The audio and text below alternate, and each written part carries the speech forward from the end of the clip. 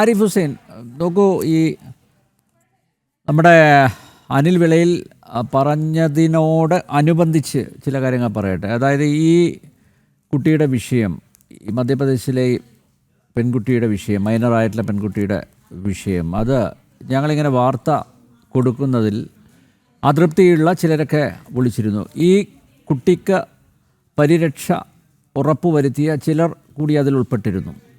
അപ്പോൾ അവർ പറഞ്ഞത് ഇവരുടെ കയ്യിൽ ഒരു പൈസ പോലും ഇല്ല എന്നാണ് പറഞ്ഞത്. അങ്ങനെയുള്ളവരെ എന്തിനാണ് നിങ്ങളിങ്ങനെ ഉപദ്രവിക്കുന്നത്? നിരന്തരം വാർത്ത കൊടുത്തും അതുപോലെ ഡിബേറ്റിലൂടെയും എന്തിനാണ് ഇവരുടെ സ്വൈര്യം കെടുത്തുന്നത്? അവർ കല്യാണം കഴിഞ്ഞു, അവരവിടെ സമാധാനപരമായി ജീവിക്കട്ടെ. എന്താണ് നിങ്ങൾക്ക് പ്രശ്നം? അതിൽ എന്നോട് ഫോണിൽ സംസാരിച്ച ഒരാൾ പറഞ്ഞത്, അങ്ങനെയാണെങ്കിൽ നിങ്ങളിങ്ങനെ ഉപദ്രവിക്കുകയാണെങ്കിൽ ഒരു കാര്യം ചെയ്യാം, ആ പെൺകുട്ടിയെയും അതുപോലെ ഭർത്താവിനെയും അനിൽ വിളയിലിൻ്റെ വീട്ടിലേക്ക് പറഞ്ഞ് വിടാം, അദ്ദേഹം സംരക്ഷിക്കട്ടെ. അങ്ങനെയായിരുന്നു പരാമർശം. പക്ഷെ നോക്കൂ, ഇന്നലെ ഹൈക്കോടതിയിൽ ഫർമാന് വേണ്ടി ഹാജരായത് സംസ്ഥാന സർക്കാരിൻ്റെ മുൻ അഡ്വക്കേറ്റ് ജനറലാണ്. നേരത്തെ ഇവിടെ സംസാരിച്ച ജലീൽ പുനലൂർ പറഞ്ഞത് ഒരു അജണ്ടയുണ്ട്. ഞാൻ പറഞ്ഞ അജണ്ടയുണ്ട്. ആ അജണ്ട ഇതാണ്: കേരളത്തിലെ ഇടതുപക്ഷത്തിനുള്ള ഒരു അജണ്ടയുണ്ടല്ലോ. ഇവിടെ എന്തും നടക്കും. ഇവിടെ ഏത് മതവിഭാഗത്തിൽപ്പെട്ട ആളുകൾ വന്നു കഴിഞ്ഞാലും ഞങ്ങൾ സംരക്ഷിക്കും, അവരുടെ കല്യാണം കഴിച്ചു കൊടുക്കും. അതൊക്കെയാണ് നമ്മുടെ അജണ്ട. ഞാൻ പറഞ്ഞു അതാണ് അജണ്ട. പക്ഷേ അതിനപ്പുറത്തേക്ക് മറ്റൊരു അജണ്ടയുണ്ട് എന്നാണ് അദ്ദേഹം പറഞ്ഞു വെച്ചത്. അതായത് ലവ് ജിഹാദിൻ്റെ ആ ഒരു ശ്രേണിയിൽ പെടുത്തി നിങ്ങളതിനെ വല്ലാത്ത വാർത്താ പ്രാധാന്യം കൊടുക്കുന്നു, നിങ്ങൾ വേട്ടയാടുന്നു എന്ന ഒരു പരോക്ഷമായിട്ടുള്ള ഒരു പ്രതികരണം ആണ്, പരാമർശമാണ് അദ്ദേഹത്തിൻ്റെ ഭാഗത്തു നിന്ന് ഉണ്ടായത്. പക്ഷേ ഇപ്പോൾ ഈ രീതിയിൽ കേസ് കൈകാര്യം ചെയ്യുന്നത്, നേരത്തെ അനിൽ വിളയെ ചൂണ്ടിക്കാണിച്ചത്, വലിയ ഫീസ് വാങ്ങുന്ന ഒരു വക്കീലാണ്. ഫർമാൻ്റെ കയ്യിൽ ഒരു നയാ പൈസ ഇല്ല എന്ന് പറഞ്ഞ ഫർമാന് വേണ്ടി എന്തിനാണ് ഈ ഗോപാലകൃഷ്ണൻ കുറുപ്പ് ഹാജരായത്? അപ്പോൾ സ്വാഭാവികമായിട്ടും നമുക്കൊക്കെയുള്ള സംശയങ്ങൾ ബലപ്പെടുകയല്ലേ? ഏതായാലും ഞാൻ ആദ്യം ചോദിക്കുന്നത്, ഇവിടെ ഇപ്പോൾ ഇത് ചർച്ച ഇപ്പോൾ പറഞ്ഞതിൻ്റെ ഒരു രത്ന ചുരുക്കമായിട്ട് ഞാൻ തിരിച്ചൊരു ചോദ്യം വരുന്നത് ഇതാണ്. അതായത് ഈ കേസ് ചർച്ചാ വിഷയമാകുന്നത് എന്തിൻ്റെ അടിസ്ഥാനത്തിലാണെന്നുള്ളതാണ് ഇവിടുത്തെ പ്രധാന ചോദ്യം. ഇത് ഒരു ചൈൽഡ് മാരേജ്, ഇത് പോക്സോ ഇൻവോൾവ് ആയിട്ടുള്ള ഒരു വിഷയമായതിൻ്റെ പേരിലാണോ എന്നതാണ് ഒന്നാമത്തെ ചോദ്യം. ആണ് എന്നുണ്ടെങ്കിൽ മാത്രമാണ് എനിക്കും ഇതിനകത്ത് ചർച്ച ചെയ്യാൻ താല്പര്യമുള്ളൂ. അതല്ലാതെ അത് തന്നെയാണ്, ഇത് ശിശു വിവാഹമാണെന്ന് തന്നെയാണ്, അല്ലാതെ ലവ് ജിഹാദ് പറഞ്ഞിട്ടില്ല.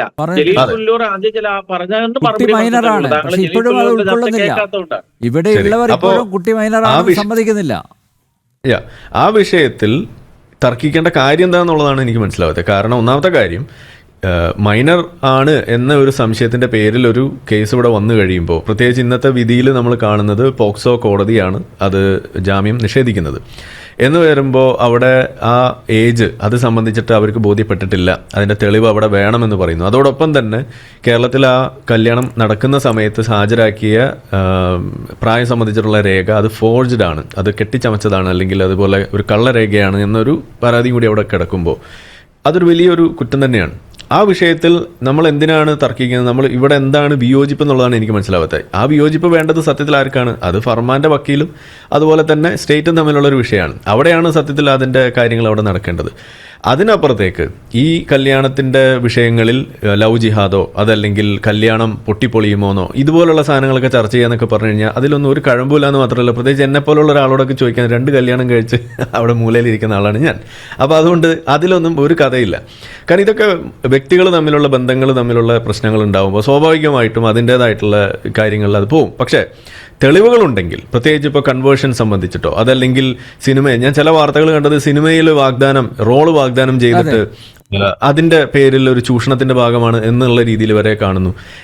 അങ്ങനെയുള്ള കാര്യങ്ങളൊക്കെ പോകുമ്പോൾ അത് വേറെ കേസാണ്. അത് ചീറ്റിംഗ് ആയിട്ടും മറ്റു പല കാര്യങ്ങളായിട്ട് അത് വേറെ തന്നെ ഒരു വിഷയമായിട്ട് പോകേണ്ട കാര്യങ്ങളാണ്. ഇവിടെ ഇതിലെ പ്രധാന പ്രശ്നം, ഇപ്പോൾ എനിക്ക് ഇതിനകത്തുള്ള താല്പര്യം എന്ന് പറയുന്നത് ഇതൊരു പോക്സോ ഇഷ്യൂ ആയതുകൊണ്ട് തന്നെയാണ്. അതല്ലാതെ ഇതിനപ്പുറത്തേക്ക് ഒരു വിഷയത്തിലേക്കും ചർച്ചയ്ക്കോ അതല്ലെങ്കിൽ അതിൻ്റെ മെറിറ്റ്സ് പരിശോധിക്കാനോ അതിൽ ചർച്ച ചെയ്യാനോ അതൊരു പാഴ്വേലയാണ് എന്നതാണ് എൻ്റെ ഒരു കാഴ്ചപ്പാട്. അതാണ് ഒന്നാമത്തെ കാര്യം. ഇനി ഇതിൽ തമാശയാണെങ്കിലും നമ്മൾ പറയുന്നൊരു കാര്യം, നമ്മുടെ നാട്ടിലെ ചില കോടതി വിധികൾ നിലനിൽക്കുന്നത് പരിശോധിച്ചാൽ മനസ്സിലാവും. ഇത് ഇത്രയും കോംപ്ലിക്കേറ്റഡ് ആവാനുള്ള ഒരു കാരണം തമാശയ്ക്കാണെങ്കിലും പറയുകയാണെങ്കിൽ എന്താണ് അതിൻ്റെ കാരണം? ഈ പെൺകുട്ടി ഒരു ഇസ്ലാം മതത്തിൽപ്പെട്ട കുട്ടിയല്ല, എന്നാൽ ഫർമാൻ ഒരു മുസ്ലിമാണ് എന്നുള്ളതും കൂടി വരുമ്പോഴാണ് ഈ പ്രശ്നം വരുന്നത്. സത്യത്തിൽ ഇത് രണ്ടുപേരും മുസ്ലിം ആയിരുന്നു എന്ന് വിചാരിച്ച് നോക്കിയേ. അവർ കല്യാണം കഴിച്ചതിന് ശേഷമാണ് ഈ സംഭവം പുറത്ത് വരുന്നത്. അത് വെച്ചുകൊണ്ട് ഏതെങ്കിലും വിധേന ഒരു കോടതിയിൽ വിധി വരികയാണ് എന്നുണ്ടെങ്കിൽ അവിടെ പല കോടതി വിധികൾ ഇവിടെ ഓൾറെഡി ഉണ്ടായിട്ടുണ്ട്. അതിലൊക്കെ പറയുന്നത് പ്രകാരം മുസ്ലിം പേഴ്സണൽ ലോ പ്രകാരം ഇതുപോലെ അണ്ടർ ഏജ്, അത് പ്രായപൂർത്തിയായാൽ മതി കുട്ടിക്ക്. അവിടെ 18 വയസ്സിൻ്റെ കാര്യം അവിടെ ഒരു കണക്കായിട്ട് വരുന്നില്ല. അങ്ങനെയുള്ള ആൾക്ക് ആ കല്യാണം വാലിഡ് ആണ് എന്ന് പറയുന്ന കാഴ്ചപ്പാട് നമ്മളുടെ കോടതി വിധികളിലൂടെ തന്നെ ഇവിടെ വന്നിട്ടുള്ളത് നമുക്കറിയാം. അപ്പോൾ ഇവിടെ അവർക്ക് പറ്റിയ ഒരു അബദ്ധം അല്ലെങ്കിൽ ഒരു അമളി എന്ന് പറയുന്നത് ആ പെൺകുട്ടിയെ നേരത്തെ കൺവേർട്ട് ചെയ്തില്ല എന്നുള്ളതാണ്, അല്ലെങ്കിൽ ആ കുട്ടി മുസ്ലിം ആയില്ല എന്നുള്ളതാണ്. അപ്പോൾ അങ്ങനെ കൂടി ഉണ്ടായിരുന്നുണ്ടെങ്കിൽ ഇതൊന്നും നമുക്ക് സംസാരിക്കേണ്ട ഒരു കേസായിട്ട് മാറുക പോലുമില്ല. കാരണം ഇത് നേരെ കോടതി അല്ല, അത് തെളിവില്ലാതെ നമുക്ക് പറയാൻ പറ്റില്ല. നിലവിൽ എന്തായാലും അതിന് തെളിവില്ല. അതെ. അപ്പോൾ നിലവിൽ ഇപ്പോൾ അവരുടെ കേസ് ഇതുമായി ബന്ധപ്പെട്ടുള്ള TV ചർച്ചകളിൽ അവർ വരുന്നു. അവരുടെ അഭിമുഖങ്ങൾ കാണുമ്പോൾ അവർ രണ്ടുപേരും അവരുടെ ആ ഒരു രസതന്ത്രം വളരെ മികച്ചതായിട്ടാണ് നമുക്ക് കാണുന്നത്. അവർ ഭംഗിയായിട്ട് ജീവിക്കട്ടെ, അതിലൊന്നും ഒരു കുത്തിത്തിരിപ്പിൻ്റെ ഒരു സ്വരം നമ്മുടെ ഭാഗത്ത് നിന്ന് വരേണ്ട കാര്യമില്ല എന്നാണ് ഞാൻ പറയുന്നത്. അവർ ഭംഗിയായിട്ട് ജീവിക്കണേ ആവട്ടെ. പക്ഷേ പ്രൊവൈഡഡ് അത് ചൈൽഡ് മാരേജ് അല്ല എന്നുള്ളത് അവിടെ വരണം. ആ കുട്ടിക്ക് ആ ഏജ് കറക്റ്റ് ആണെന്ന് തെളിയിക്കാൻ അവിടെ സാധിക്കണം. മറിച്ചാണെന്നുണ്ടെങ്കിൽ ഇതുപോലെ ഒരു സംഗതികളിൽ ഇതുപോലെ സ്റ്റേറ്റിൻ്റെ സപ്പോർട്ട് എന്നുള്ള ഒരു തോന്നലുണ്ടാക്കുന്ന രീതിയിൽ വരെ ഇവിടുത്തെ ഈ ഇടതുപക്ഷത്തിൻ്റെ പ്രധാനപ്പെട്ട നേതാക്കളൊക്കെ ഇതിന് മുഖ്യ കൂതാശ കൊടുക്കുന്ന അവസ്ഥയിലേക്ക് വരുമ്പോൾ അത് കൊടുക്കുന്ന ആ ഒരു മെസ്സേജ് എന്ന് പറയുന്നത് വളരെ റോങ് ആയിട്ടുള്ളൊരു മെസ്സേജാണ്. ഇതുപോലെയുള്ള ചൈൽഡ് ക്രിമിനൽസ്, അതല്ലെങ്കിൽ ഇതുപോലെയുള്ള ചൈൽഡ് റേപ്പിസ്റ്റുകളായിട്ടുള്ള ആളുകൾ, ഇതുപോലെയുള്ള ഇങ്ങനെയുള്ള ക്രിമിനൽ സ്വഭാവമുള്ള ആളുകൾക്കൊക്കെ ഒരു അഭയകേന്ദ്രമായിട്ട് കേരളം മാറുന്നു. അതിന് ഇതുപോലെയുള്ളൊരു പരിരക്ഷ സ്റ്റേറ്റിൻ്റെ ഭാഗത്ത് നിന്ന് കിട്ടുന്ന ഒരു അവസ്ഥയും കേരളത്തിൽ കിട്ടും എന്നുള്ളൊരു സ്വഭാവം, അല്ലെങ്കിൽ അങ്ങനെ ഒരു മെസ്സേജാണ് അത് കൊടുക്കുന്നുണ്ടെങ്കിൽ വളരെ തെറ്റായിട്ടുള്ള. അന്ന് ഈ വിഷയം ഉണ്ടായ സമയത്ത് തമ്പാനൂർ പോലീസ് വേണ്ടത്ര അവധാനതയോടെ രേഖകൾ പരിശോധിച്ചില്ല. സ്വാഭാവികമായിട്ട് ഇങ്ങനെ ഒരു പരാതി ഉയരുമ്പോൾ അച്ഛൻ പോലീസ് സ്റ്റേഷനിൽ തന്നെ ഉണ്ടായിരുന്നു. അച്ഛന് എതിർപ്പ് ഉണ്ടായിരുന്നു. അച്ഛൻ വാവിട്ട് നിലവിളിക്കുകയായിരുന്നു. ആ സമയത്തെങ്കിലും ധൃതി പിടിച്ചുള്ള ഈ കല്യാണം അത് പാടില്ല എന്ന് പോലീസ് പറയേണ്ടതല്ലേ? പോലീസ് വേണ്ട രീതിയിൽ കാര്യക്ഷമമായി ഇടപെട്ടിരുന്നെങ്കിൽ ഇതൊഴിവാക്കാമായിരുന്നു. രേഖകൾ പരിശോധിച്ച ശേഷം ഈ മാതാപിതാക്കളെയൊക്കെ അറിയിച്ച ശേഷം അവർക്ക് പൂർണ്ണ സമ്മതമാണോ എന്നൊക്കെ അറിഞ്ഞ ശേഷം ഇതിലേക്ക് കടന്നാൽ പോരായിരുന്നു, വിവാഹത്തിലേക്ക് കടന്നാൽ പോരായിരുന്നു. അന്ന് എന്തുകൊണ്ടാണ് ഹേസ്റ്റി ആയിട്ട് അങ്ങനെ ഒരു വിവാഹം നടന്നത്? അവിടെ ഈ സർക്കാരും അതുപോലെ പാർട്ടിയും ഒക്കെ സംരക്ഷണം നൽകി. മാത്രമല്ല തെരഞ്ഞെടുപ്പിന് മുമ്പുള്ള ഒരു സമയമായിരുന്നല്ലോ.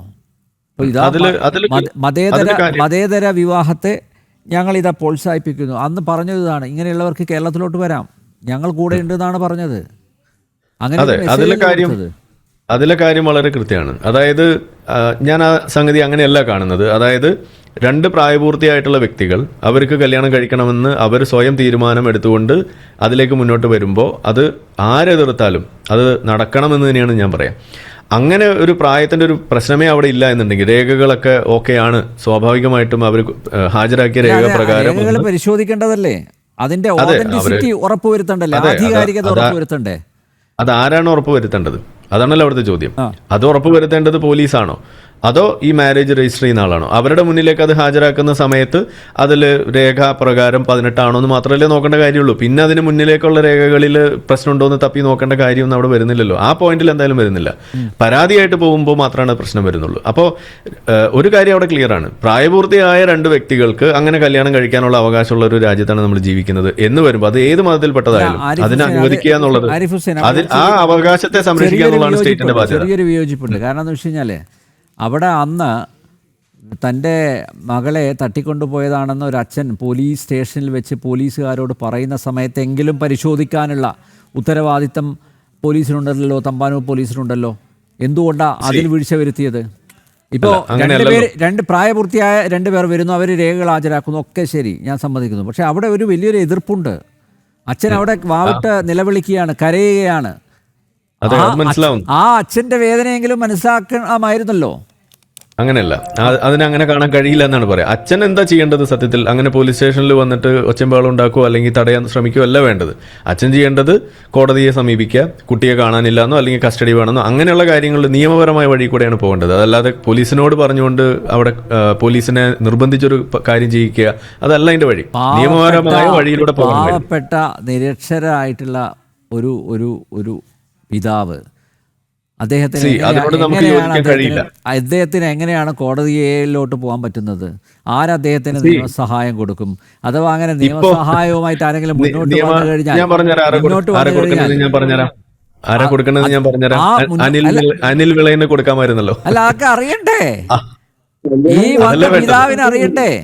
ഈ പെൺകുട്ടിയുടെ പിതാവിന് അറിയണ്ടേ ഇങ്ങനെ അനിൽ വിളയിൽ ഉണ്ടോന്നോ അല്ലെങ്കിൽ ഇവിടെ അനിൽ നമ്പ്യാരുണ്ടോ എന്നൊക്കെ? ആർക്ക് വേണമെങ്കിലും കൊടുക്കാമല്ലോ. പിതാവിന് അറിയണ്ടേ? അതാ പറഞ്ഞേ, ഈ പ്രശ്നം വന്നപ്പോൾ ഇവർക്ക് സംരക്ഷണം കൊടുക്കണം, വിവാഹം നടപ്പിലാക്കണം. ഞാനതാ പറഞ്ഞേ, ഞാൻ അവരുടെ മതം ഞാൻ പരിഗണിക്കുന്നേയില്ല. രണ്ട് വ്യക്തികൾ എന്ന നിലയ്ക്ക് പ്രായപൂർത്തിയായിട്ടുള്ള രണ്ടാളുകളാണ് എന്നുണ്ടെങ്കിൽ അവർക്ക് അവരുടെ ഇഷ്ടപ്രകാരം വിവാഹം നടക്കാനുള്ള അവകാശം ഈ രാജ്യത്തുണ്ട്. അത് സംരക്ഷിക്കുക എന്നുള്ളതാണ് രാജ്യത്തിന്റെ ഇവിടുത്തെ സംവിധാനങ്ങളുടെ ഈ സ്റ്റേറ്റിന്റെ അവകാശം അല്ലെങ്കിൽ അവരുടെ ബാധ്യത, ഉത്തരവാദിത്തം എന്ന് പറയുന്നത്. അതാണ് അവിടെ നടക്കുന്നത്. അതിനോടൊപ്പം അവർ കല്യാണം ആവാമല്ലോ, 24 മണിക്കൂർ അങ്ങനെ നീട്ടിവെക്കേണ്ട കാര്യം എന്തുകൊണ്ടാണ് നമ്മൾ ചോദിക്കുന്നത്? അങ്ങനെയല്ല തിരക്ക്. അപ്പൊ ഇത് മുൻകൂട്ടി തയ്യാറാക്കിയ ഒരു തിരക്കഥ അനുസരിച്ചാണ് അന്ന് വിവാഹം നടത്തിയത്. അല്ലാതെ CPM സംസ്ഥാന സെക്രട്ടറി അവിടെ അരുമാനൂരിൽ ഒരു കല്യാണം നടക്കുന്നുണ്ട്, അതാ നമുക്ക് പോയി കളയാം, അങ്ങനെ ഒരു തീരുമാനം എടുക്കുമോ? അന്നത്തെ മന്ത്രിയായിരുന്ന ശിവൻകുട്ടി അങ്ങനെ ഓടി വരുമായിരുന്നു, അല്ലെങ്കിൽ രാജ്യസഭ MP പിന്നെ റഹീം ഓടി വരുമായിരുന്നു. അപ്പൊ ഇത് നേരത്തെ പ്ലാൻഡ് ആയിട്ടുള്ള ഒരു മൂവായിരുന്നു. ഞാൻ പറഞ്ഞുതരാം. അതായത് ഇത് നമ്മൾ സംഭവിച്ചതല്ല, അല്ല, ഇത് രണ്ടും കൂടി നമ്മൾ കൂട്ടിക്കുഴയ്ക്കുകയാണ്. അതാണ് ഞാൻ പറയാം. ഇത് രണ്ടായിട്ട് നമ്മൾ കാണണം. ഓക്കെ, ആ സമയത്ത് ആ വിവാഹം കഴിക്കുന്ന സമയത്ത് രണ്ട് പ്രായപൂർത്തിയായ വ്യക്തികൾ കല്യാണം കഴിക്കുന്നു എന്ന പ്രിവ്യൂവിൽ തന്നെ അതിനെ നമുക്ക് കാണാൻ കഴിയുള്ളൂ. അങ്ങനെ കണ്ടാലേ ഈ കാര്യം മനസ്സിലാവുള്ളൂ എന്നാണ് എൻ്റെ അഭിപ്രായം. അത് ഞാൻ പറയണല്ലോ, കാരണം ഞാനും ഒരു വ്യക്തിയാണ്. നമുക്കും അങ്ങനെ ഒരു സാഹചര്യം വന്നാൽ ഇതേ നിയമം, ഇതേ സംരക്ഷണം, ഇതേ പ്രൊസീജിയറിലൂടെ തന്നെ പോകേണ്ട വ്യക്തിയാണ് ഞാനും നിങ്ങളൊക്കെ.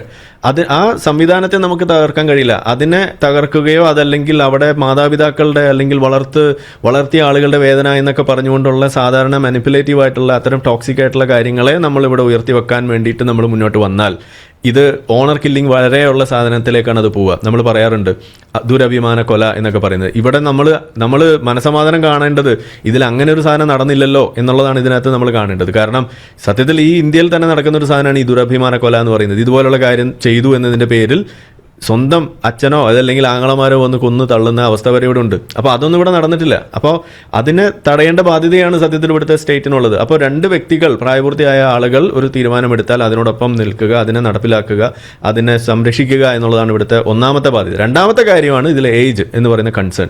അത് ഇന്നിപ്പോൾ അതിൻ്റെ കൃത്യമായ നടപടി വഴികളിലൂടെ അല്ലേ പോകുന്നത്, നമ്മൾ അതിനോടൊപ്പമല്ലേ നിൽക്കുന്നത്. അതിനെ തെളിയിക്കേണ്ട ബാധ്യത ആർക്കാണ്? അതും സ്റ്റേറ്റിന് തന്നെയാണ്. രണ്ടും സ്റ്റേറ്റിൻ്റെ ഉത്തരവാദിത്തമാണ്. അപ്പോൾ ഇവിടെ സ്റ്റേറ്റിൻ്റെ ഭാഗത്ത് വന്നിട്ടുള്ള എറർ എന്താണ്, അല്ലെങ്കിൽ സ്റ്റേറ്റിൻ്റെ ഭാഗത്ത് വന്ന് വീഴ്ച എന്താണെന്ന് ചോദിച്ചു കഴിഞ്ഞാൽ, കള്ള സർട്ടിഫിക്കറ്റ് ഉണ്ടാക്കാൻ പാകത്തിനുള്ള ഒരു അവസരം ഇവിടെ ഒരുങ്ങിയോ, അതിനാരൊക്കെ കൂട്ടുനിന്നു, അവരെ ഇതിൻ്റെ മുന്നിലേക്ക് കൊണ്ടുവരണം. ഏജ് ഇതുപോലെ മാനിപ്പുലേറ്റ് ചെയ്യാൻ, അത് കള്ള ഒരു സർട്ടിഫിക്കറ്റ് ഉണ്ടാക്കിക്കൊണ്ട് പ്രായപൂർത്തിയായി എന്ന് തെളിയിക്കുന്ന ഒരു അവസ്ഥ വന്നാൽ അവിടെ പ്രശ്നമാണ്. അവിടെയാണ് നിങ്ങൾ ചോദിക്കുന്ന അല്ലെങ്കിൽ അനിൽ പറയുന്ന കാര്യങ്ങളൊക്കെ ഇവിടെ രണ്ട് അനിൽമാരും പറയുന്ന കാര്യങ്ങൾ ഇവിടെ കൂടുതൽ വ്യക്തമാവുന്നത്. അതെന്താണ്? അതായത് ആ ഫസ്റ്റ് ഇൻസ്റ്റൻസിൽ പ്രായപൂർത്തിയായ രണ്ട് വ്യക്തികൾ എന്നാണ് നമ്മൾ പറയുന്നത്. അവിടെ പ്രായപൂർത്തിയായിട്ടില്ല എന്ന് വരുന്ന അവസ്ഥ വന്നാൽ അവിടെ നമുക്ക് ഈ പറയുന്ന സാധനം, അപ്പോൾ അവിടെ പ്രായപൂർത്തിയായി എന്ന് സ്റ്റേറ്റിനെ തെറ്റിദ്ധരിപ്പിച്ചു എന്നതിൻ്റെ പേരിൽ ഇവർക്കെതിരെ നടപടികൾ വീണ്ടും വരണം. അവിടെയാണ് ഇതിന്റെ കാര്യം. അപ്പോൾ ഇത് രണ്ടായിട്ട് മാറണം. അപ്പോൾ ഇവിടെ തുല്യമായ രണ്ട് തരത്തിലുള്ള വീഴ്ചകളാണ് ഇവിടെ സംഭവിക്കുന്നത്. ഒന്ന്, സ്റ്റേറ്റിന്റെ ഭാഗത്തു നിന്നുള്ള ഒരു വീഴ്ച എന്ന് പറയുന്നത് കള്ള സർട്ടിഫിക്കറ്റുകൾ ഉണ്ടാകാൻ പാകത്തിനുള്ളൊരു പ്രവണത ഇവിടെ ഉണ്ടായി, അല്ലെങ്കിൽ അതിനൊരു സാഹചര്യം ഇവിടെ ഒരുങ്ങി എന്നുള്ളത്. രണ്ട്, ഈ പറയുന്ന ഫർമാനും ഈ കുട്ടിയോ അതല്ലെങ്കിൽ അവരുടെ വേണ്ട ആളുകൾ ആരാണോ അവർ ഈ പറയുന്ന വഴികളിലൂടെ കള്ള ഏജ് പറഞ്ഞുകൊണ്ട് ഈ പറയുന്ന പണിക്ക് നിന്നോ. ഇത് തെളിയിക്കപ്പെട്ടാൽ മാത്രമാണ് ഇതിൻ്റെ അടുത്ത തലത്തിലേക്ക് പോകാൻ പറ്റുള്ളൂ. അല്ലാതെ നമ്മളുടെ ഈ ലവ് ജിഹാദോ അതല്ലെങ്കിൽ ഗ്രൂമിംഗ് ഗ്യാങ്ങോ ഒന്നും കൂട്ടിക്കുഴയ്ക്കുന്ന മേഖലയല്ല. കല്യാണം പൊട്ടിപ്പൊളിയുമോ എന്നുള്ളതല്ല. ആർഭാടപൂർവ്വം നടന്ന പല കല്യാണങ്ങളും പൊളിയും. അല്ലെങ്കിൽ ഈ വിവാദം ഉണ്ടായ ആ ഒരു പശ്ചാത്തലത്തിലെങ്കിലും ഫർമാൻ ആരാണ്, എന്താണ് അദ്ദേഹത്തിൻ്റെ പശ്ചാത്തലം, എന്താണ് ബാക്ക്ഗ്രൗണ്ട്, എന്താണ് അദ്ദേഹത്തിൻ്റെ ജോലി, ഇതൊക്കെ അന്വേഷിക്കേണ്ട ബാധ്യതയും സ്റ്റേറ്റിനില്ലേ? അതൊക്കെ രണ്ടാമത്തെ കാര്യം. അതുപോലും അന്വേഷിച്ചില്ലല്ലോ. തുടർന്ന് അവർക്ക് സംരക്ഷണം ഒരുക്കി കൊടുക്കാനായിരുന്നു പാർട്ടിയും അതുപോലെ ഈ പോലീസും ഒക്കെ തയ്യാറായത്. ഇപ്പം അത് നോക്കും, മധ്യപ്രദേശ് പോലീസ് ഈ ഫർമാനെയും തപ്പി ഇവിടെ വന്നു. ഫർമാൻ എവിടെയാണെന്ന് അന്വേഷിച്ച് മധ്യപ്രദേശ് പോലീസിനെ കൈമാറാനുള്ള ഒരു സഹായമെങ്കിലും, ഒരു കൈ സഹായമെങ്കിലും കേരള പോലീസ് കൊടുക്കേണ്ടതായിരുന്നില്ലേ? അതൊക്കെ അവർ കൊടുക്കട്ടെ. ഞാൻ ആവർത്തിച്ച് പറയുന്നത് സ്റ്റേറ്റിന്റെ ഭാഗത്തുനിന്ന് വന്നിട്ടുള്ള എററിൽ ഏറ്റവും പ്രധാനപ്പെട്ട എറർ സ്റ്റേറ്റിന്റെ ഭാഗത്ത് നിന്ന് വന്നിട്ടുള്ള എററിൽ ഏറ്റവും പ്രധാനപ്പെട്ട എറർ കള്ള സർട്ടിഫിക്കറ്റ് ഉണ്ടാകാനുള്ള സാഹചര്യം ഇവിടെ സൃഷ്ടിച്ചു എന്നുള്ളതാണ്. അതെങ്ങനെ വന്നു? ഇതാണ് അവിടുത്തെ പ്രശ്നം. ആർക്കും അങ്ങനെ ഒരു കള്ള സർട്ടിഫിക്കറ്റ് ഒക്കെ ഉണ്ടാക്കി ആർക്കും ഏജ് മാനിപ്പുലേറ്റ് ചെയ്യാം എന്നൊക്കെ വരുന്ന ഒരു സാഹചര്യം എന്ന് പറയുന്നത് അത് അത്ര ചെറിയ കാര്യമല്ല. അതാണ് ഇവിടുത്തെ ഒന്നാമത്തെ പ്രശ്നം. പിന്നെയാണ് ഈ തെറ്റിദ്ധരിപ്പിക്കാനുള്ള സാഹചര്യം എന്ന് പറയുന്നത്. പിന്നെ ഈ കല്യാണം കഴിക്കുന്ന ആളുകളുടെ ബാക്ക്ഗ്രൗണ്ട് ഒക്കെ ചെക്ക് ചെയ്യാന്നൊക്കെ പറയും. സാധാരണ അത് കല്യാണം നടത്തുന്ന ആളുകൾ ചെയ്യുന്ന പണിയാണ്. ഇനി അതും സ്റ്റേറ്റ് ചെയ്യണം എന്നാണോ പറയുന്നത്? അതിനോടൊന്നും നമുക്ക് യോജിപ്പില്ല.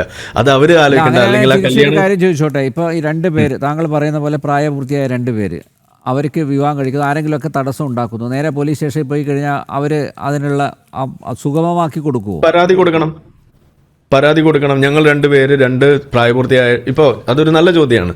ഇതുപോലെ പ്രശ്നങ്ങൾ നേരിടുന്ന ആളുകളുണ്ട്. അതായത് പല കാരണങ്ങൾ കൊണ്ട് ജാതി മാറിക്കൊണ്ട് കല്യാണം കഴിക്കുന്നു, മതം മാറിക്കൊണ്ട് ഇതുപോലെ അതായത് അവർക്ക് മതം മാറാൻ വേണ്ടിയിട്ടല്ല, 2 മതത്തിൽപ്പെട്ടുള്ള ആളുകൾ കല്യാണം കഴിക്കാൻ തീരുമാനിക്കുന്നു, ഉയർന്ന ജാതിയും താഴ്ന്ന ജാതിയും തമ്മിൽ കല്യാണം കഴിക്കാൻ തീരുമാനിക്കുന്നു. അങ്ങനെ പല പല വ്യത്യാസങ്ങളിലൂടെ അല്ലെങ്കിൽ സാമ്പത്തിക വ്യത്യാസങ്ങളെല്ലാം ഇതിനകത്ത് വന്നുകൊണ്ട് കല്യാണം കഴിക്കാൻ തീരുമാനിക്കുന്ന ആളുകളെ വേട്ടയാടുന്ന മാതാപിതാക്കൾ, ബന്ധുക്കൾ. അങ്ങനെ വരുന്ന സമയത്ത് എന്താ അവിടെ ചെയ്യേണ്ടത്? അവർ ചെയ്യേണ്ടത്, അവർക്ക് അങ്ങനെ പ്രശ്നമുണ്ട്, ഞങ്ങൾക്ക് പ്രൊട്ടക്ഷൻ വേണം, ഞങ്ങൾക്ക് കല്യാണം കഴിച്ച് ജീവിക്കേണ്ടതാണ്, ഞങ്ങളുടെ അവകാശത്തെ സംരക്ഷിക്കണം എന്ന് പറഞ്ഞുകൊണ്ട് പോലീസിൽ കംപ്ലൈൻറ്റ് കൊടുക്കണം. ഇതല്ലേ ഇവിടെ നടക്കേണ്ടത്. അത് അവിടെ ചെയ്തു കൊടുക്കേണ്ട ബാധ്യത അപ്പോഴാണ് സ്റ്റേറ്റിന് വരുന്നത്. അത് അവിടെ എഴുതി കൊടുക്കാൻ ഒരു ചെലവില്ലല്ലോ. ഓക്കെ, എന്നാലും ഫർമാനെ ആര് രക്ഷിക്കും എന്ന ചോദ്യത്തിന് താങ്കൾ മറുപടി പറയണം. ഇപ്പൊ പറയണ്ട, ഞാൻ കഴിഞ്ഞു വരാം. ജലീൽ പുനലൂര് ആശ്വാസത്തോടെ ഇരിക്കുകയാണ്. സാധാരണ ഇങ്ങനെയല്ല ഒരു പ്രതികരണം ആരിഫ് ഹുസൈനിൽ നിന്ന് പ്രതീക്ഷിച്ചത് അദ്ദേഹം. അപ്പോൾ സമാധാനത്തോടെ ഇരിക്കുകയാണ്. ഇനി ജലീൽ പുനലൂരിൻ്റെ 2ാം ഘട്ട സ്റ്റേറ്റ്മെൻറ്റിന് ശേഷം താങ്കൾ എന്ത് പറയും നമുക്ക് നോക്കാം.